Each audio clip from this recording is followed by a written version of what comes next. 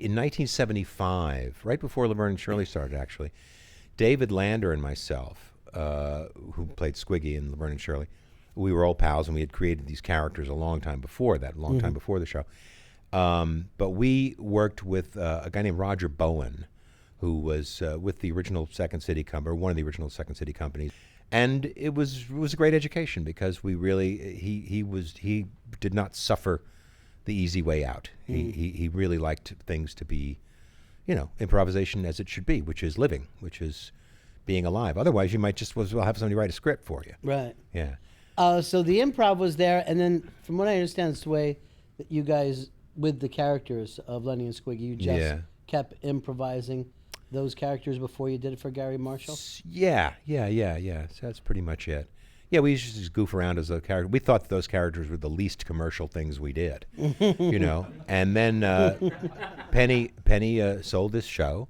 Penny and Gary had co-created it with Lowell Gans and Mark Rothman, and they only had the two characters. They only had the two girls, and the Eddie Mecca character, the big ragu. And they needed some more support. They needed some more working class kind of people. So Penny said, "Why don't you guys come to this party tonight?" And so we came to this party, and Rob Reiner, who was married to Penny at the time, says, do those guys you do Lenny and Anthony, that were their names then. It was before, he wasn't named Squiggy, his name was Anthony Flizzigliano. So just go for it. And so we did something we had never done before, or since, which was all about, one of them had decided to apply to butler school. They were going to learn to be butlers. I cannot quote anything from this.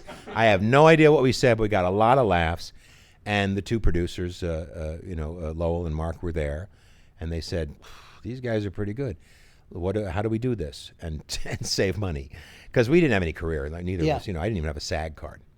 So they said, "Yeah, well, we hired them as writers, as apprentice writers, because we weren't in the guild."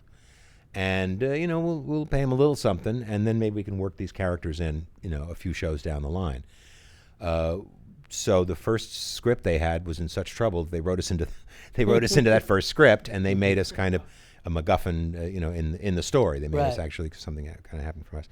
And we were in every show, until like the 6th season or so. But I guess leading up for it, you never had that great moment. It was just like, smaller moments like, oh, you're going to be apprentice writer. Mm-hmm. That's not the kind of thing that you're like, oh my God, my life has changed. No, but once we had finished rehearsal and we were going to do the show, shoot it in front of a live audience. Yeah. We knew that if this works, this could be a lot of fun. But right before the very first scene, Cindy Williams turned to the rest of us and said, this is going to flop, but you guys are so much fun.